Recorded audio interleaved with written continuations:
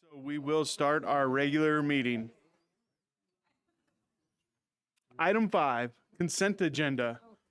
Do we have a motion to approve the consent agenda in its entirety, or does anyone want to pull an item out? So move to do it in its entirety. Brian with the motion. Terry with the second. Any discussion? All those in favor say aye. Aye. Opposed, same sign. Motion carries. Item 6, open forum. Open forum is an opportunity for patrons to share their thoughts and concerns. The school board will listen, but no discussion takes place and there will be no board action. Board members may ask clarifying questions. The protocol established for open forum is to provide a time limit of 3 minutes to share concerns. If a patron would like to have a two-way discussion, they are encouraged to schedule a meeting with the superintendent. Appropriate and respectful public decorum is expected. Any complaints about school employees should refer to the school board policy KL, complaint against school employee. Tanya, do we have anyone for open forum? Having no one for open forum. Item 7, recognitions. 7A is the character education word of the month.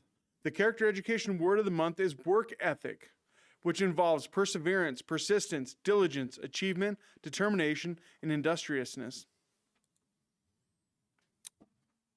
Item 7B, Sturgis Brown High School track and field place at state. The Sturgis Brown High School track and field athletes capped off their season with an impressive showing at the South Dakota State track meet May 28th through the 30th held in Sioux Falls, bringing home multiple medals and setting a high standard of performance across various events. 7C, Sturgis Brown High School Spring Honor Roll students. Great job to all the 25-26 Sturgis Brown High School Spring Honor Roll students. Item 8 is presentations. We're going to skip over that for right now, and we will come back to that at 6 o'clock. Item 9, action items. 9A, canvass the election results. The results of the June 2nd, 2026 election are as follows. Tammy P. Hannon, 2,234 votes. Brian Voigt, 2,108 votes. And Derek Allen, 1,699 votes. In addition, Megan Snyder, the incumbent, ran unopposed for a 2-year term. Hannon and Voigt were the candidates for the 4-year terms. It will be necessary for the board to canvass and certify these results and declare the winners. Do we have a motion to canvass and certify the results and declare the winners? So moved. Terry with the motion. Second. Megan with the second. Any No, she can't. Oh, She's part of it. I'll second. Aaron second, sorry. Any discussion? I'll abstain. I will. Brian and Megan will abstain. We still have, we're good. We're good. Hearing no discussion. All those in favor say aye. Aye. Opposed, same sign.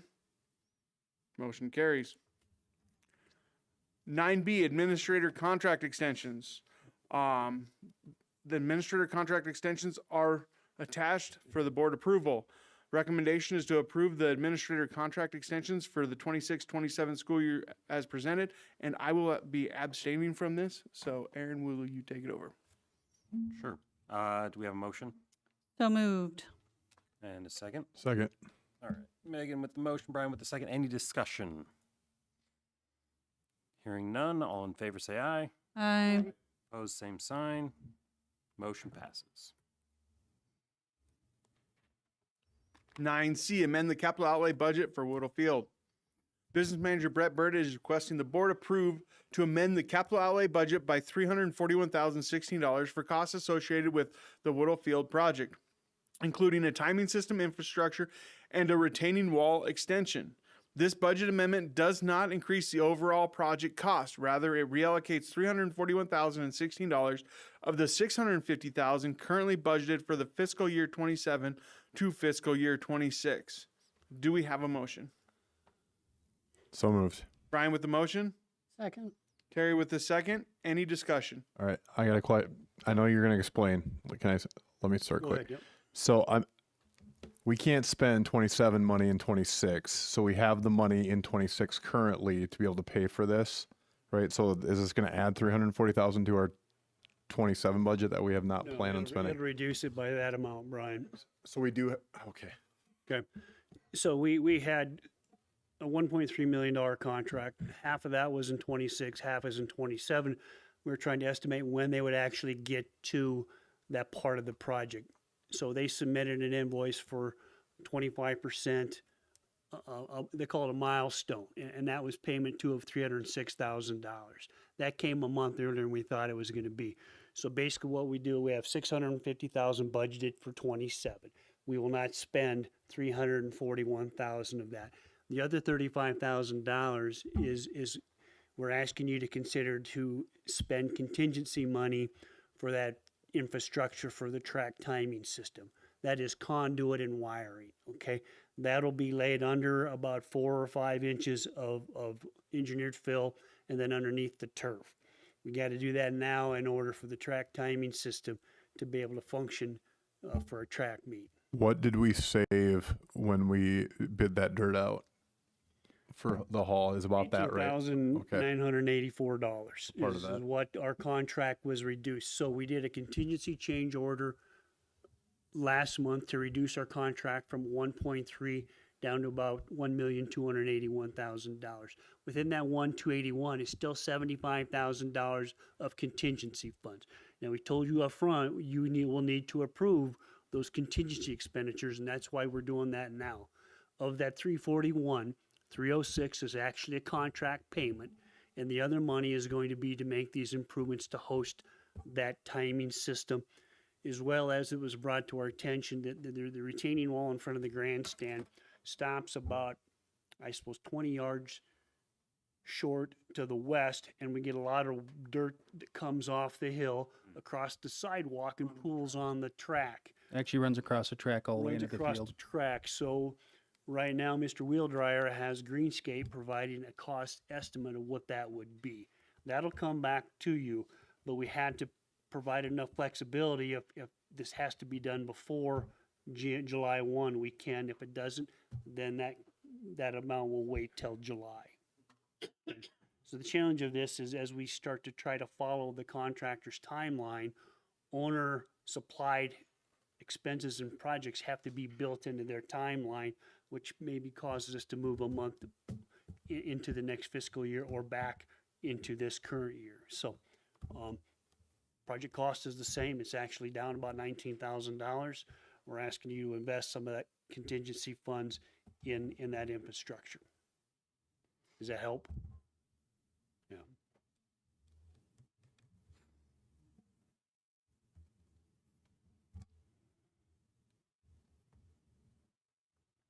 All those in favor say aye. Aye. Opposed, same sign. Motion carries. 9D, amend the fiscal year 26 food service budget.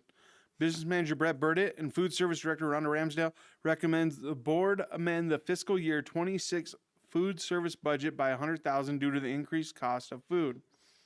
Do we have a motion? So moved. Terry with the motion, Second. Tim with the second. Any discussion?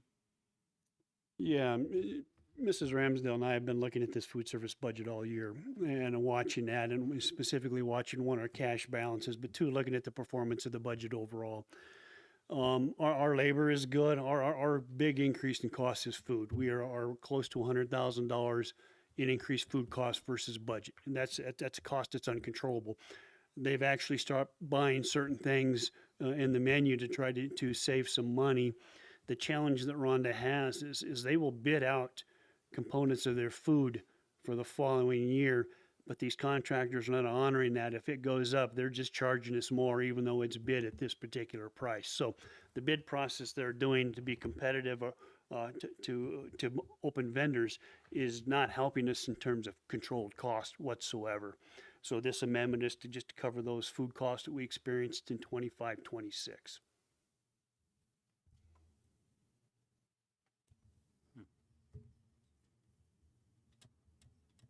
All those in favor say aye. Aye. Opposed, same sign. Motion carries. 9E, amend the fiscal year 26 Fund 31. Business Manager Brett Burdett recommends the board amend the fiscal year Fund 31 budget by $600,000 to properly record the expenditure associated with the Series 2010 QZAB and comply with the required audit adjusting entries. Do we have a motion? So moved. Brian with the motion, Second. Terry with the second. Any discussion? So last week I met with 5 of Casey Peterson's auditors in the office, and we always do a review, and then we do a kind of a look ahead at what the September audit looks like. And as we we're going through our checklist, she reminded me that back in September, we expensed that final payment for the $600,000 debt series that was used in this Williams building. And she wanted to make sure that it was in the budget. And I said, well, I forgot to put it in the budget. We account for the payments, but I didn't account for the overall expense. And so she says you need to amend your budget to show that $600,000 expense coming off the books. So didn't involve any cash. We've been making those payments for the last 15 years. They've all been recorded on the balance sheet. They've all been recorded where they needed to be. We just need to show that final transaction of getting that those dollars off the balance sheet. So it was an omission on my part when we put the budget together, but it has nothing to do with dollars coming in and out. It is strictly an entry. So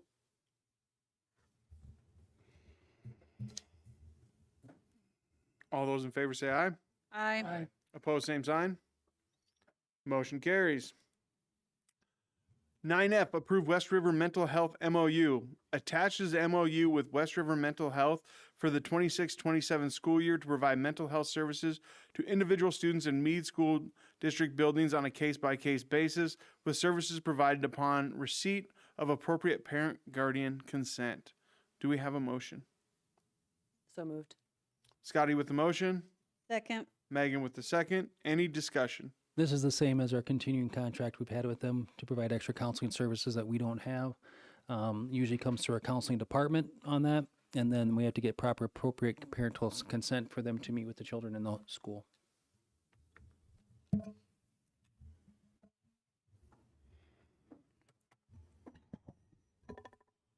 All those in favor say aye. Aye. Opposed, same sign. Motion carries. 9G, schedule special school board meeting. A special school board meeting with executive session will be needed to be scheduled for Monday, June 15th, 2026 at 5 p.m. to discuss student-related matters, SDCL 1-25-2.2. Do we have a motion? So moved. Megan with the motion, Terry with second. That's how I heard it anyway. Any discussion? I will be gone. Terry had the second. I'll be gone on the 15th. Currently, we have 5 board members available for that. Yeah, I'll We'd be like to move gone forward too. the hearing.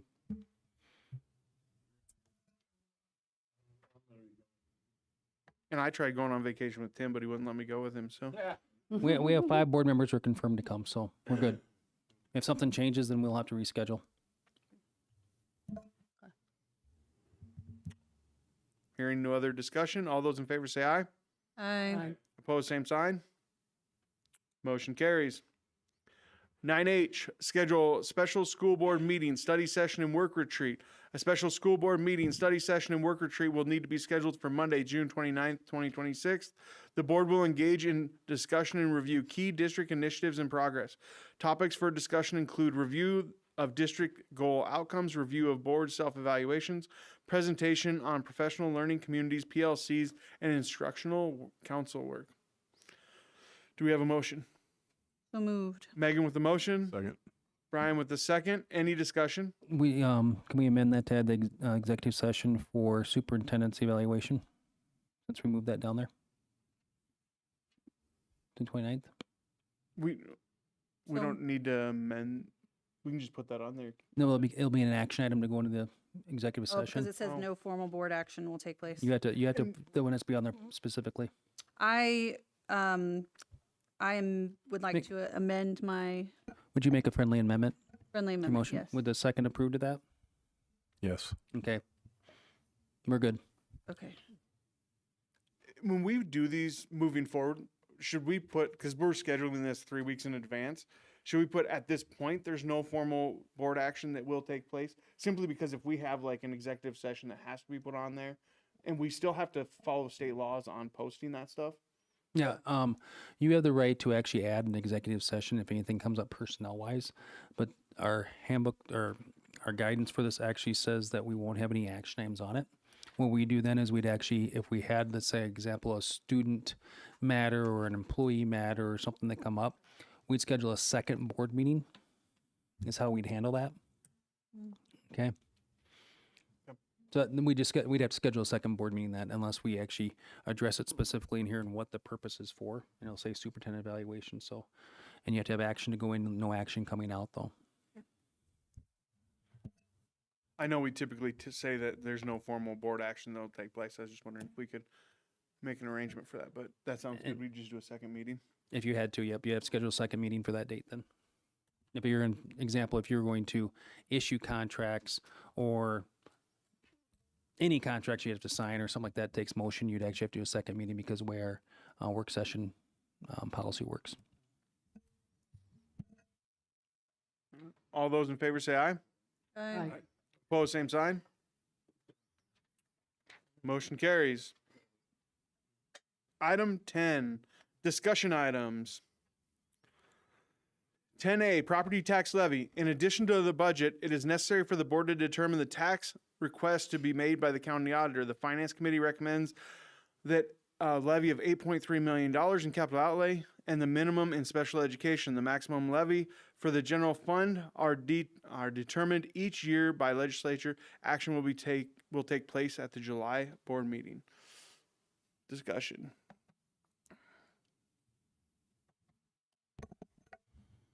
Attached is the document that would be referred to the county. So again, the general fund is set by the state legislature. Special education is set by the state legislature within a range. A minimum is 1.249 mils. The maximum is 1.449 mils. Currently, right now, our budget, we need the minimum for that to work. So the rest will stay on there. And the capital outlay number is $8,315,000. And that's primarily recommending from the committee is because of our increased pressure for crossover funds, transfer to general fund to make sure our operating expenses, and then also with the increased costs that we shifted to the capital outlay from property insurance.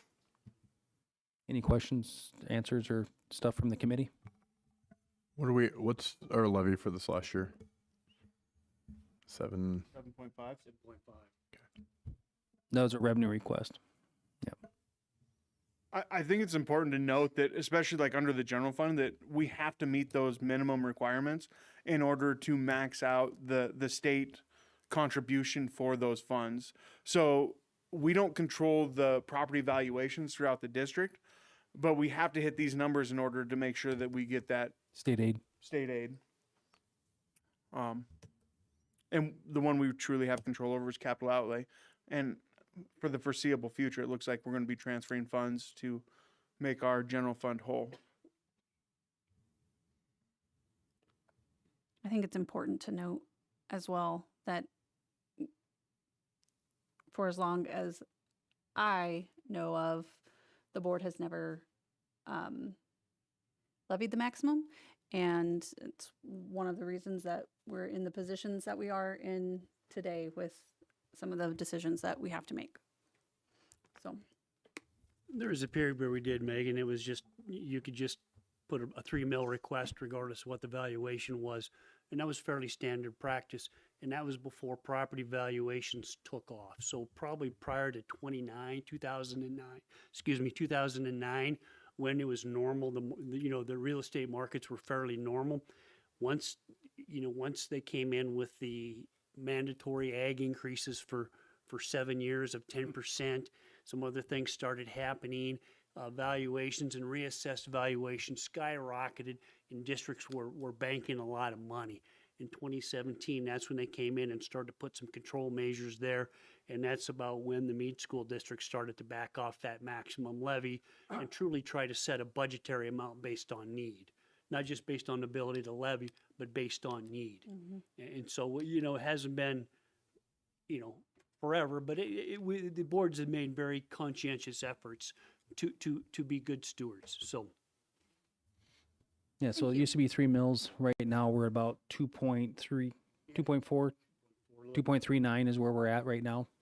This moves us to probably high 2.4 area is where it puts us at, I believe it is, for the levy level. So we're a long ways. In order to go over the state limit max of $8,315,000, the board had to make a motion that'd be referred to the voters in order to go any more money than that. The voters would have to approve that increase. So we still have technically a $500,000 left, but we need voter approval to ever do that. So I don't foresee that becoming an issue for the board. I think it's important to also start considering the age of some of the buildings in the district. You've got Sturgis Williams Middle School that's over 75 years old right now. So you hope that we get 100 years out of that building, but still 100 years on a building's quite lengthy. Sturgis High School is getting up there in years. It's 1980 was built, right? Actually, the roundhouse was built in 75, and then I believe 79 was when the original main campus did, where everything moved out, and I believe 79 was the first year they held, or 80, one of the two. So, and middle schools are not getting any cheaper to build, as we've learned. And high schools are really expensive. So we have to really truly look out for the future of our district, of how do we make sure this is a good place to educate students 25, 30, 40 years from now.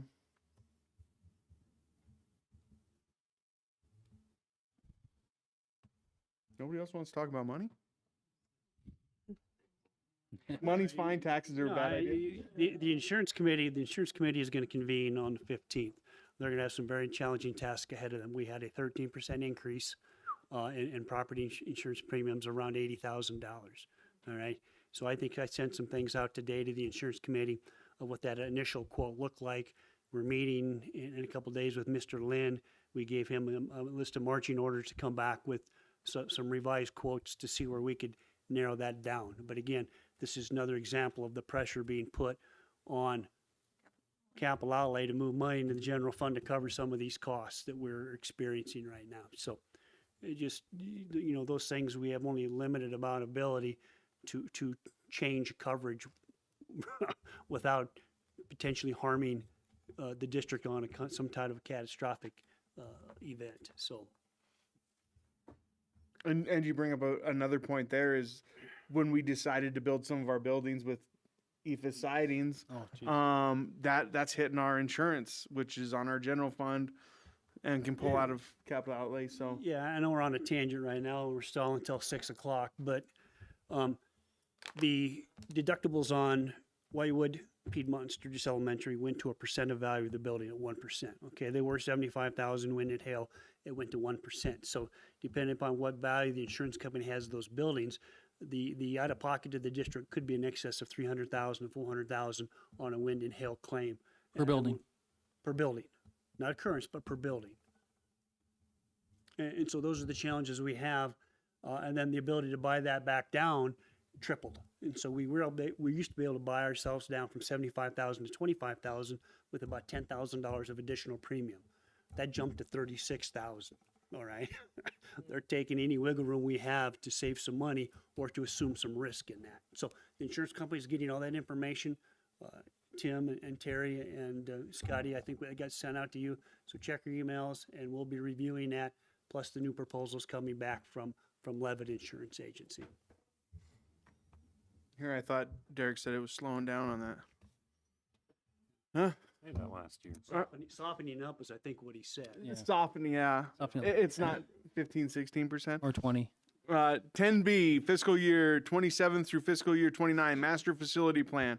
As part of our strategic plan, we are tasked with developing a facilities plan that identifies ongoing future projects and is updated annually. Currently, we submit a 5-year capital outlay budget to the state that provides a detailed plan for the first 2 to 3 years with a more general outline for the years 4 and 5.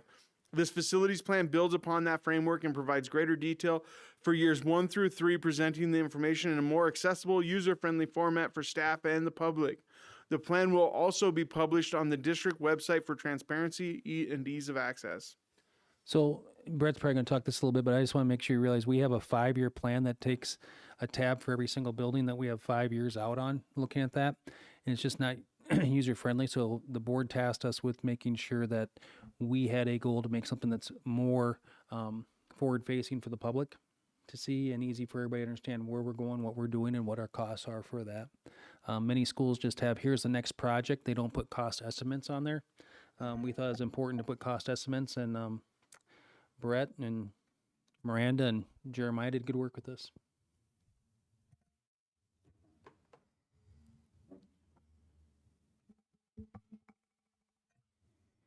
I feel it's important that we have a document that the public can look at and is easy. Not everybody likes spreadsheets, and they're kind of cumbersome, and then you forget about the tabs at the bottom.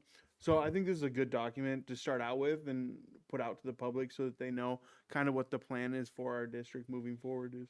You know, I think the relevance of this 5-year plan is exactly the paragraph you stopped on, and that's Sturgis Brown High School.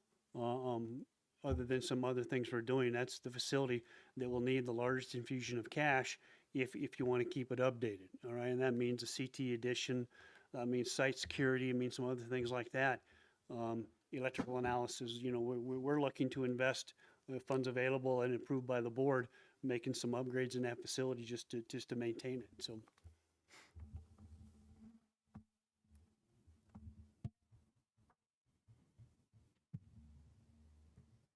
Talkative group tonight. 10C, School Board Committee Assignment Survey.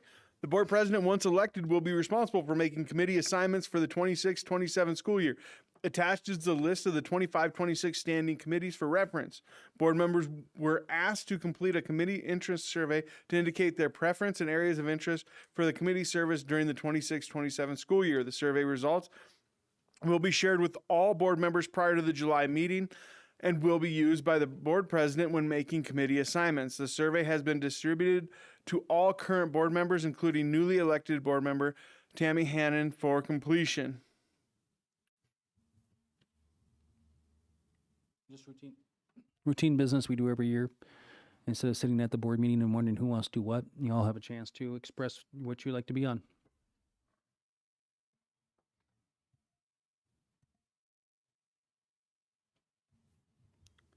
Got to kill 3 minutes, guys.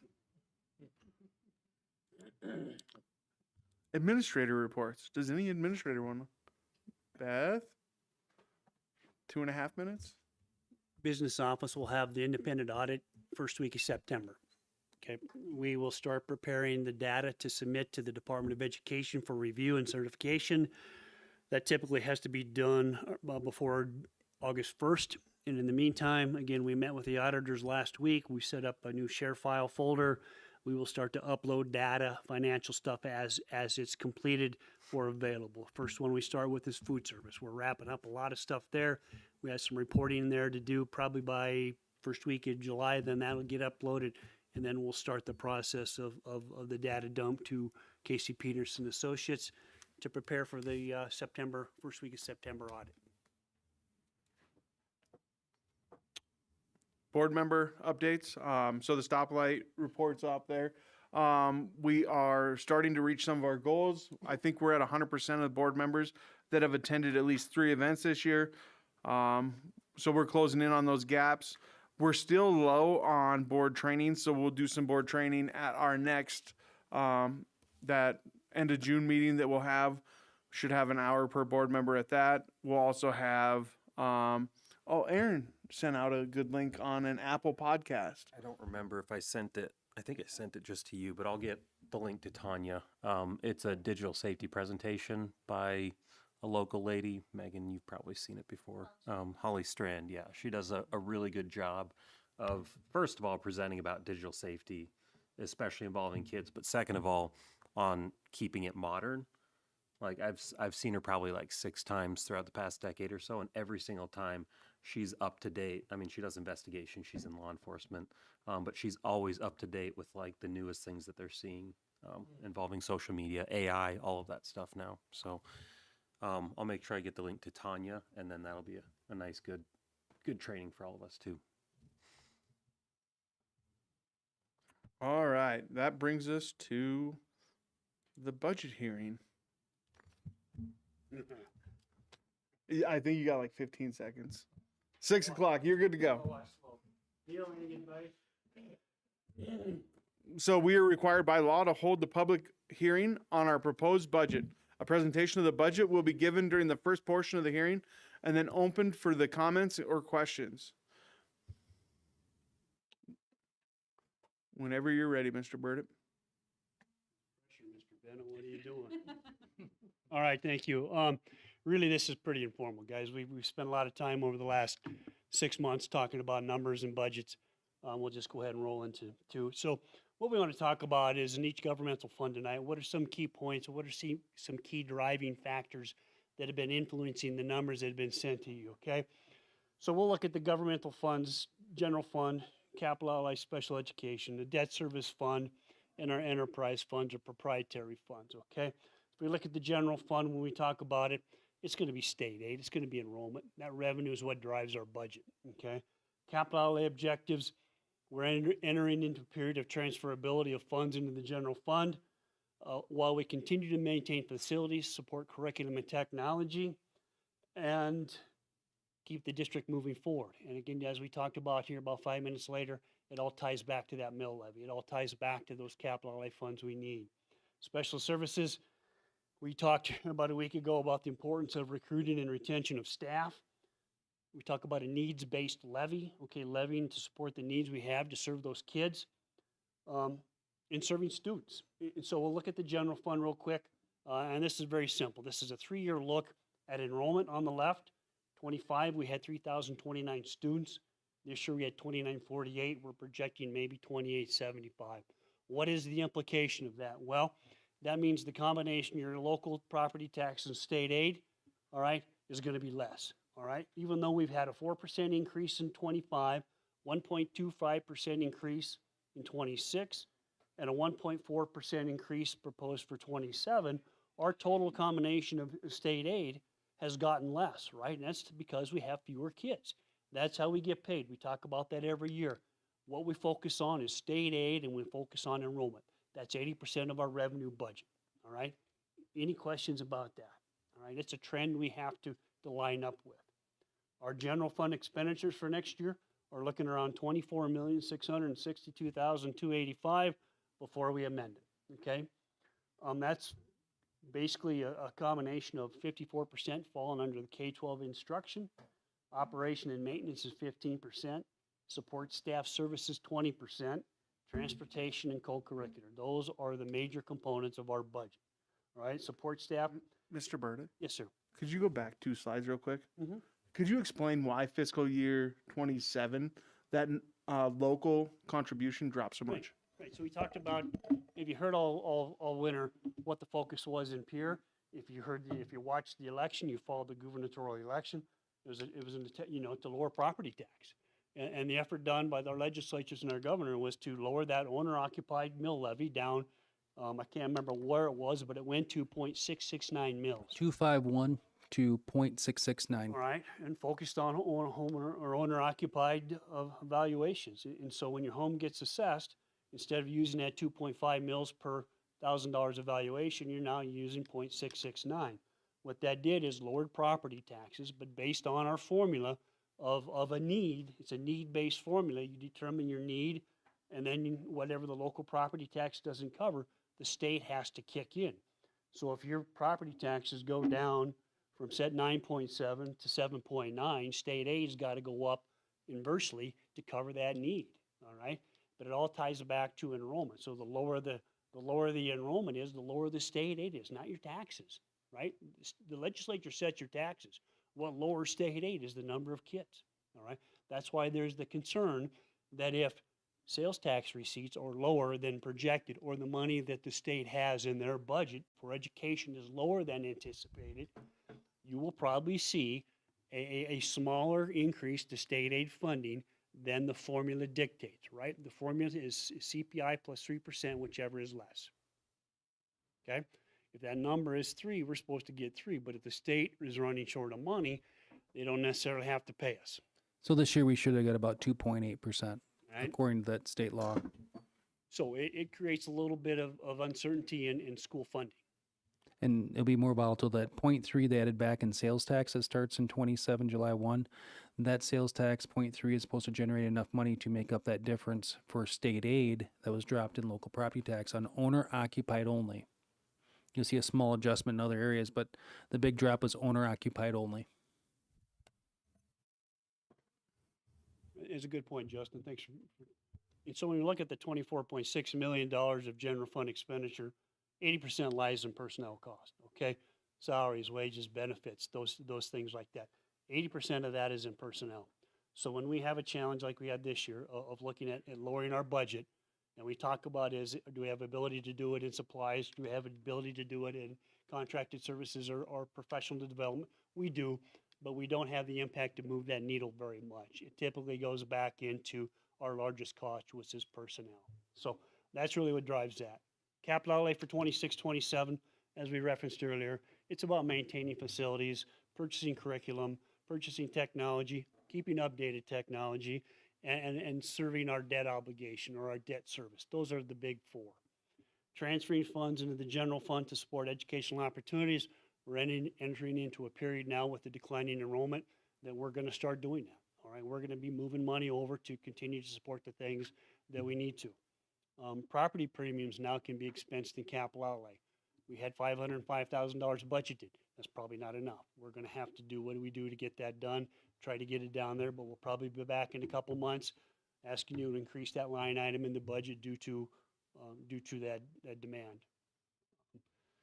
Due to increased pressure again on capital outlay funds, it's going to be the recommendation of the Finance Committee as well as my office to increase the mill levy request to the maximum determined by SD legislature. Okay, just in those two things we talked about, transferring out and moving premiums into that to expense that is $1 million before we even start looking at anything else. All right, if you look at our capital outlay budget, and 45% of it already goes to debt, and then we take another $1 million and move it around, there's not much left at the end of the day when we start actually looking at facility improvements, cost of curriculum, upgrading technologies, supporting transportation cost. Remember, we still charge $165,000 of our bus cost in capital outlay as well. So that fund is having a lot of stress put on it, is based on supporting normal operational expenditures. Special services, we talk a lot about special services, and it's talking about services by personnel, right? That budget is probably 90% personnel. $6.8 million budget, 77% is instructional. Okay, that's mild to moderate and severe. That's staff. Those people are serving kids in need that are identified every year in that December child count. Speech, PTOT, and PT rack up 70% of our costs. 5% administrative, and overhead is typically mileage or other transportation costs that we have to provide to parents of kids to get them either to a service or bringing them to education. So that budget is well funded. Our child count is up enough that it's funding itself at that minimum levy we talked about. Questions about special education? Special education also is non-transferable. So when you look at that, you can't transfer funds out of special education for any other purpose other than serving those students. Yes. For that. As well, expenditures are very well defined in terms of what you can expense in special education. Outside of salaries, if it's any type of equipment or things like that, it typically has to be identified in their individual education plan. The state is very particular about that when we submit our information. Do we have a surplus in that, even levying the minimum? Yeah, we do, Brian. And we're at about 22% fund balance, and the maximum is 25. And so we also have a very good reserve of federal funds under IDEA. But remember, special education, they make us track expenditures. They make local, state, and federal to make sure that we're not using federal money to lower our local. And so they call it maintenance of effort. So every year we play a numbers game, make sure that we spent as much or more the year before as we're doing now in order to access those federal funds. So they're watching out that, and they want you to use those federal funds for above and beyond. If you go back and look at our highlight notes, that is to provide additional training for staff, both support staff and certified. We are proposing, if we can find it, the people to do that. So when you look at that, 20% of 6.8 million, you're talking 100 or 1.2, 1.3 million dollars. Realize that one student placed somewhere can be $100,000 to $300,000 for the year cost for one child to be placed out of district. If they're placed out of state with extreme high needs, you can see that cost go north of $300,000. Currently, we don't have that, but if a student moves in from Timbuktu and they have the needs on that, and that's where they're at, that district residence of where that family lives is responsible to pay that bill, even though that student may never come into our district. And that happens on occasion to districts. So you could easily have two students placed from our district to special services outside the district or out of state and run north at $500,000 swing in 1 year. And that's happened before. Other districts experience that's right now. Yep. They really are. So, this is a fund that is at times you can acquire and sustain a healthy fund balance in a short period of time. It can all be gone. It's kind of a rags to riches kind of a fund. You can be flush, and then all of a sudden you could be at the extraordinary cost fund in 2 years. So we always try to carry a little extra there if we can. Highlights, again, we talk about investment in staff training, both certified and support staff. Folks, it's getting competitive in the marketplace for personnel, okay? And refer to this as methods of recruitment and retention, all right? People are buying sped staff. They are going out above and beyond and just throwing money at people to get them employed. And so this district will have to get creative in terms of how we stay competitive in that special education marketplace, all right? How do we do that? How do we work with MEA to maybe find some ways to provide some additional financial incentives to get people to work for us in those areas? So it'll be very challenging. I know Mrs. Peterson and her department are up to the challenge, and we'll keep moving forward. Again, we want to balance the levy to maximize both state and federal revenue, and we want our levy to be service-based, right? It needs to be needs-based. We just don't levy the maximum to put it in there to make sure that we have money to feel comfortable. It's got to be needs-based, and we do that. We try to match that up fairly well. Fund 32, something's been around for about 15 years, and the purpose of these funds is to account for activity and balances of funds held at fiscal agents escrow. These are basically term bonds, and annual payments are held in escrow for the term of the bond and satisfied at maturity. So we just talked about the one for $600,000. That just happened this year. That was this series that held at Pioneer Bank, paid on for 15 years. All of a sudden, principal met that. We expense it off, and it's off the books. Balance of these funds are reflected on our balance sheet. So we'll take a look at what we have left in debt service funds at the next slide. And that is the 2010 qualified school construction bonds. There is a $5 million issuance used to help build PVE. Next year will be the last year that we're making interest payments. We've satisfied the $5 million principal payment, so that's sitting there growing one more year. But the interest that's accrued on that balance, all right?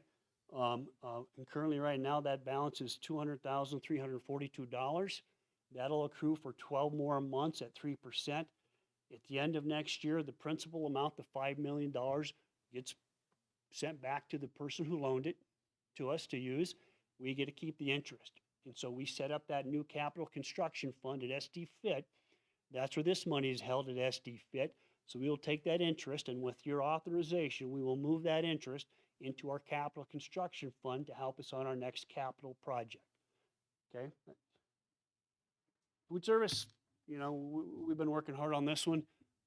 Next year's budget looks good on paper, which means that we can balance it on paper, but a lot of things got to happen to do that.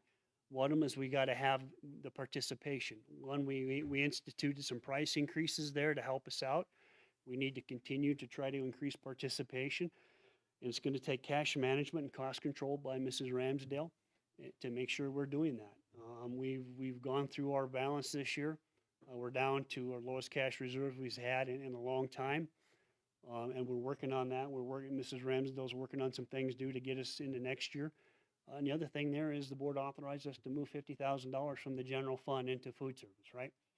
So how do we do that? Because the general fund's borrowing money from capital outlay. So essentially, it'll be part of that transition of funds from capital outlay through the general fund, and the stuff that doesn't settle the general fund, 50 grand, will probably move over to food service as well.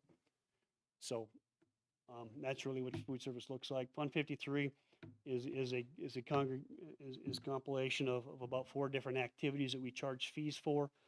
One is concessions, one's the rally breakfast if we have it, driver's education, and our after-school programs at PVE and Whitewood. Those are proprietary or for-profit funds, so we have to separate those out into an enterprise fund. We track them all individually. So we have one Fund 53 account or fund, and within that we have 5 separate accounts that we track financial activity. And obviously the goal of those funds is to run in the black, right? To be reasonably profitable, not exorbitantly profitable, but reasonably, because they're fee-based. So we manage that based on kind of a need. Questions? So we know where our challenges are at, right? We know where enrollment's going. We know we got to be under cost control. We know that puts more pressure on capital outlay fund. And we just got to do the things we need to do to continue moving this forward. So any information that I can present or along with Mr. Wormstead, just let us know.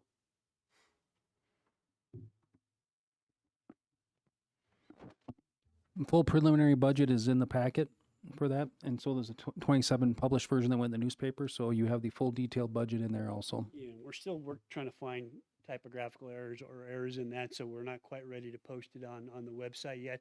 But you have a 50-page detail report, should be in your email somewhere. Look through it. It's on the packet. We're setting it on the desk. We're looking at it, setting it back on the desk to make sure that we do go to print and we put that out, that there aren't any glaring typos or misprints in that budget. We know how that kind of makes some people uneasy if those things get out of the office. So we're slow playing that one a little bit right now, but it's ready to go to print once we're ready. Brett, I just want to say, I just want to thank you and say how much of an asset you are to our district. And someone's going to have some big shoes to fill when you retire. I appreciate your tolerance for bad PowerPoints. All right? Nobody's ever perfect, and I never claim to be, especially with Mrs. Johnson over here. We're trying to be more like Beth, but sometimes that's an unreasonable ask. And so she says I need to learn how to do it, maybe spend some more time doing it, but I appreciate the kind words. You got a very competent staff in the business office, and you have a good superintendent. So, and you guys are a very dedicated board, and it takes all those to keep moving forward. So.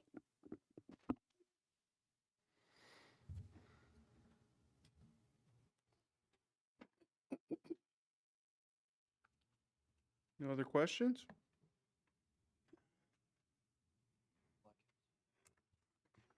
(11C) Black Hills Special Services Co-op. Terry. Okay, we had our preliminary budget hearing of $37 million, and nobody had questions on that one either. Anyway, our presentation was the compass and the unification with the community family services, which they have tied together to help with staff when they discovered that they end up sending staff to the same place, doing two different things, but trying to be more efficient. The combination of the two now serve 124 districts. They have contracts. They have 18 contracts from the Department of Education. They work with the Department of Education out of Wyoming and the Department of Instruction out of North Dakota. They have a variety of other grants. And I know I've talked about they work with Louisiana and Nebraska, but this time they also included Ohio, that it seems like they just keep adding different states and universities that they continue to work with. Because they're working with Black Hills State, developing historical data. Excuse me, my writing's really bad for elementary and high school. Yeah, trust me, it is. And they also have to continue to develop their Black Hills online learning. They've been working also now with the Department of Education and their JAG team. They also have their rural initiative, which deals with encouraging students to become teachers and going back and teaching in the rural area. They have their conference. Forgot to write which one. Must have been their superintendent conference that they were pleased that, because I have 32 superintendents attended the conference in February. The other thing they do is they have a gal that does nothing but helps with their strategic planning, updating and creating their websites, expanding their email and their marketing. She also takes care of all of their rebranding. And then beyond that, they also have their literacy grants, their data and static planning that they come in and help people with. And they also are working on and have available their AI research study and their AI training. And one of the things I did is I did grab their new brochure that was hot off the press, so it's only about 3 weeks old. One for Justin and one for Wormstead, that you can both look at all the variety of all the options that by combining the services that are now available through the campus and community family services. And that is it.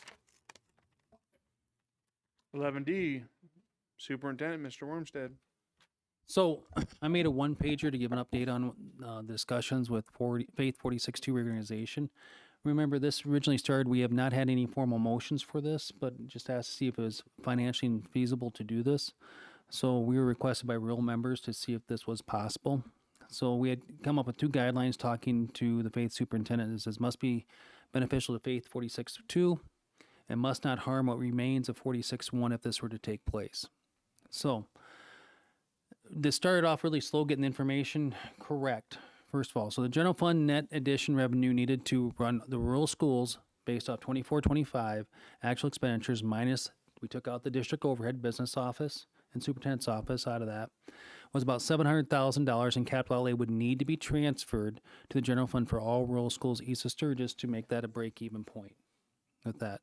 So starting at that number, we met with Faith superintendent business manager counterparts. Then we also met with took 2 board members up there to discuss this. That was Justin and Lee up to Faith to discuss this. And we established with South Dakota Department of Revenue how tax base valuation using the ag valuation would be calculated if reorganization would take place. We did not include owner occupied or business because it's such a small percentage. The land valuation, which in order to do this would have to be primarily like 99% ag with that. So then we found out from the Department of Revenue, we have an interesting caveat. We thought right away, this should be easy. We can look at this, figure out what that is, move forward. We had to go back to 2015-16 when they changed the state aid formula, and they take the valuation at that point and then calculate the growth rate forward all the way to 2026 payable is what they did. So that gave us a number of about $117 million in ag valuation, which we know isn't the right number. That just gives the basis for the $700,000, what number we use. So the next thing we did is working at the Department of Revenue. Wendy Semler said we back out at $30,000 approximately. What would the valuation in 2026 need to be to generate that in ag valuation? After working that backwards with the current mill rate on what it would be at 2.45 mills is what we found out that'd be. It's $297 million of valuation would generate $730,000 in revenue needed to cross-fund to make this work. When we looked at that number, that is about equal to the number, that $700,000 we use for general fund in 24 in that year to make the rural schools whole. So we thought the $730,000 capital outlay transfer would be an equitable base for tax revenue to move. So once we got that done, we looked at owner occupied and business and other, and we said that would not be included because that's just going to be the add-on piece. It's going to be very difficult for us to justify that small amount with it. So everybody understand how we got to this number first of all. It seems easy in that explanation. Okay, until you see that spreadsheet that runs out for 15 years and the calculations on it. But we got that done with Wendy Semler. Where are we at? This information was shared after the last Faith board meeting. It was sent to their superintendent business manager. That's near their graduation and stuff. So they have this information to look at. Moving forward, Faith School Board would need to decide if they want to move forward and say, yes, we'd want to actually enter in a reorganization discussion. The Meade School Board also would have to say that too. If both boards chose to do this with those parameters, and you could come to a final agreement, you have 180 to 270 days to come up with a plan that would then go to the Department of Education. Department of Education has 60 or 90 days to approve that plan or give us a different plan. If both districts can't agree on a plan, we're obligated to send a plan. We'd both send a plan. The Department of Education would say what it's going to be. When that plan is finalized by Department of Education, it then has to be approved by voters of both districts for that. So that's where we're at. We now have come up with a final number, what the valuation is, because that's what Faith needs to see. Can we do this with the valuation? Does it work for a budget? Does it not? This includes all of our rural schools, including CMCS, also in that. It includes Hereford, Elm Springs, and Opal also, all 4 of those within that. We have not drawn a boundary line of where this would be. We talked to the county and Rhea, and she said after the election's done, so we'll ask a time to say just an estimated line. This is not a final line, but just estimated how much this is. To give you an idea, our district between Lawrence and Meade County has $500 and about $8 million of valuation in ag. So this is close to 60% of our ag valuation within the Meade School District. Our total valuation is $3.3 billion. Rounding numbers here. So the 300 million or 297 million estimated right in that area is about 9.1% of our district valuation. That serves 77 students for that. So that's just some numbers that you can look at and see what we're looking at to make this happen. And then still goes back to the 2 primary rules. One, does it help Faith 46.2? Second rule is must not harm remains of Meade 46.1. My job is to work for Meade 46.1, so if we can't come to an agreement that does not harm 46.1 in the end, I'd have a tough time recommending to the board to move forward. But if it's a sort of a, what we like to look for a win-win if we could, maybe it is something we would do. I can't say it is until we have more discussions. Questions on anything with this? It's a great time to talk about. I think it's important for you guys to know that there are rumors floating out there. A couple of rural members have reached out to me that they've been told that we want to keep CMCS and Hereford, and are only willing to get rid of Opal and Elm Springs. Those discussions that I know have not been had unless Mr. Wormstead had them in his office. But Lee and I had went up to Faith and had discussions with Faith. We've continued to have discussions with Mr. Wormstead on, like, what are we doing? How are we moving this forward? What does this look like? Is it feasible? But at no time was there ever a discussion like, we'll get rid of this, but not this. It's how do we serve our students the best that we possibly can? And maybe the reason this discussion came up is maybe the best way to serve them is to help them move into a district that they feel fits them better. Or it may end up that it stays here, but we at least need to explore that to figure out whether this is still the best fit for them or somewhere else is. So what I did send to Faith was also tabs on different scenarios that may come up, but there has not been a discussion on those. Those example, there's a tab that says Opal Elm Springs, Opal only. It says everything north of 34. I mean, because the reason I did that is I took that tax-based number, how much money it costs us in general funded basically that we're short to run those, and what would it look like for capital outlay. I did that very specifically for the reason is if the question comes up for Faith, they have the information. There's no proposal to do any of that. It's just having information so we don't have to go back and forth 4 different times for 4 different scenario type situations. The information's there. Those numbers are close. They're probably not perfect, but they're strong estimates of what it would be for taxable valuation to shift to make those things happen. So that might have got out there that we're not proposing that. We're just saying, here's the ideas that have come up in general conversations as what ifs. I said, well, I can make tabs now that I have this in the calculations so people can actually just see the calculations. Where that ends up, I don't know. But this is where we're at for discussion point.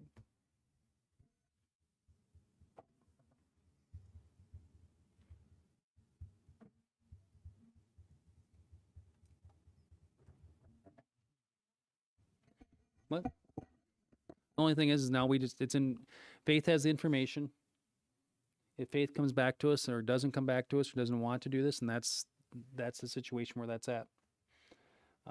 We're not actively pursuing and saying we have to break off the district, what we're doing is we had to request what would it look like, what's the valuation, what would the cost.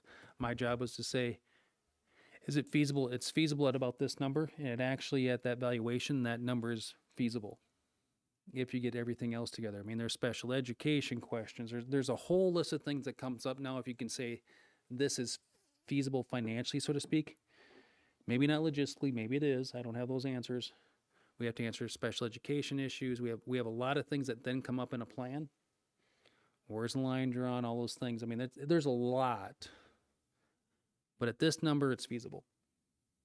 Financially feasible. Yeah, and the things we know are constant is any debt that we have prior to that potential reorganization stays with the original district. So if whatever that debt number is, that gets paid by the entire district before reorganization would occur. So everybody still got that obligation on that. So all of old 46-1 would continue to pay the debt that we currently have, which would come off in 2038. And last time we looked at it, barring increased valuations in different areas, about 1.1 mils per $1,000 of valuation estimated.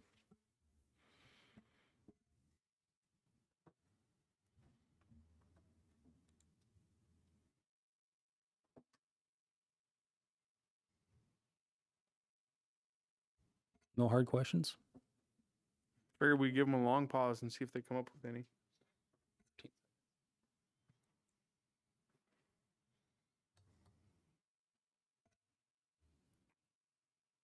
You're back up on 11D attendance policy.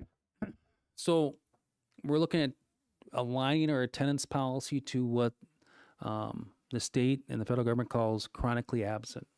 The administrative teacher wants to move from a total of 17 absence for students for truancy. Currently, the policy says 10 absences are technically excused for any reason, plus 17 absence for reporting truancy.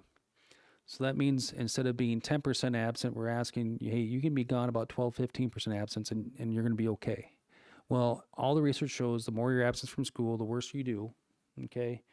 We have more issues behavior. We have issues with grades. We have a lot of more issues with that as a thing. So the state refers to 10% absent rate of 17 days because we have a 170-day calendar as chronically absent with Department of Education state reporting. We get dinged on that, okay? Students don't perform as well. So we're looking to align that, okay? And also more absence means you have less academic success for graduating too. Align that to the state chronic absence definition. This would be a change. What currently happens after 10 absences, okay? When you get your 15th absence, you can get your first 5-day letter, we call it. When you get your 20th absence, you get your 10-day letter. When you get your 25th absence, which is your 15th towards truancy, you get another letter. Then 17, we refer to law enforcement for a ticket in the state's attorney's office for that. Whether they do anything with those or not is not our things. We're required by law to report truancy. And that's our current definition, our attendance policy for truancy. This is the direction we'd like to go. We would still have exempt absences that would not count towards that. That'd be if you had a prolonged hospital stay or you have consistent therapy for a back injury that you have to go to as a student or something like that. That's medically there. That would qualify in the exempt status. Okay. We have a list of those that we can use for that. That would not count against a student for very specific things. Just calling in sick would count towards that 17, but you still have 17 absences. That's in 170 days. That's more vacation time than a lot of people get in 260-day calendar.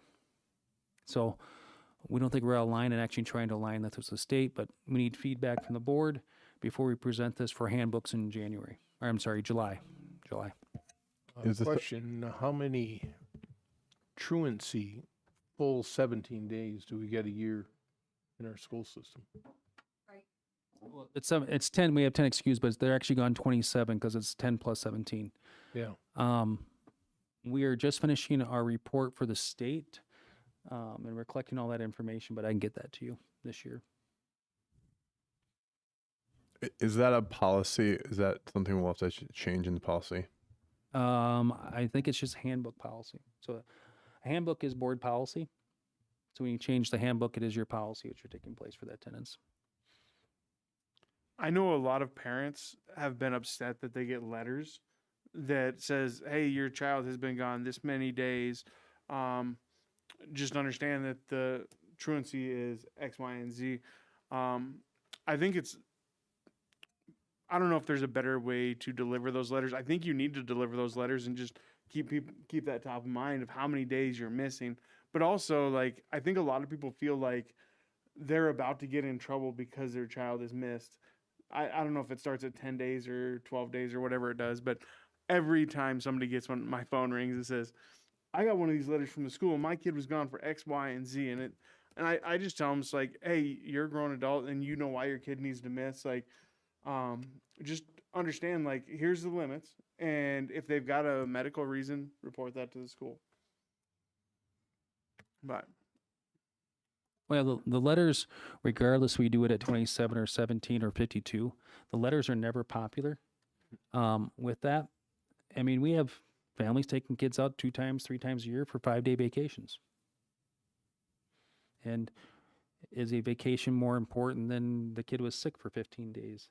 We just send the letters on those, and there's times where we find out that we have a student that was out 3 days for a tonsillectomy because the parents just called them in sick, but then they give us the doctor's note and then we turn around and exempt that. So it increases communication from parents. It does. Sometimes right away, some are just fine with it and some are not, that they got the letter. They understand. We'll have to messages just like we did last year with the cell phone policy. Remember, we sent out multiple information on that and what's going to take place. I think our goal is to educate students. And if that's our goal and absences lead to less education, we need to go to 17. Yeah, I don't disagree with you at all. And even if they're mad, I mean, if I'm a parent at home getting that letter and I'm mad about it, at least I'm aware. Like, at least it's a conversation I might be having it with a school board member or a principal, but I'm aware my kid has missed a lot of school. And yeah, like you said, Justin, puts the forefront of my mind. On a positive note, with absences, you sent out an email, I believe, to the board. Every school in the district's attendance this year was higher than last year, or nearly. Nearly higher. We had one that was just missed it. Just barely, as Elm Springs just missed their attendance growth. So either every building in our district except for Elm Springs was either higher than last year or the highest they've been in 5 years. Yeah. So I don't know if it's the attendance policy or these letters sent home or a higher focus. And I know we've done all of that. So I think we're going the right direction. That's a really positive thing. Last year's we really focused on that, and the letters this last year was a very coordinated effort, built district wide, to make sure everybody sent those appropriately. I think it's a little unfair to pull out Elm Springs because they don't have enough students in the building. Like, one student's out for something, like, it could tank your whole numbers. It's like 0.38% of that. So No. you have 2 weeks missed, it's 0.7 of one student. So it rapidly makes a change if there's family plans with that. So it happens. But they're still over 93% attendance. Item 12, upcoming calendar events. June 11th, 4-day school week committee meeting at 6 p.m. June 15th, insurance committee meeting at 3 p.m. June 15th, special board meeting at 5. June 16th, finance committee meeting at 4:30. June 19th is Juneteenth. Offices are closed. June 22nd, you have buildings and grounds and policy committee meetings, 3:30 and 5. June 25th is a 4-day school week committee meeting at 6 p.m. And June 29th is a special school board meeting, study session and work retreat. We will not be having an executive session this evening. And adjournment. Do we have a motion to adjourn? Second. Megan with a motion, Brian with a second. All those in favor say aye. Aye. Opposed, same sign. Motion carries.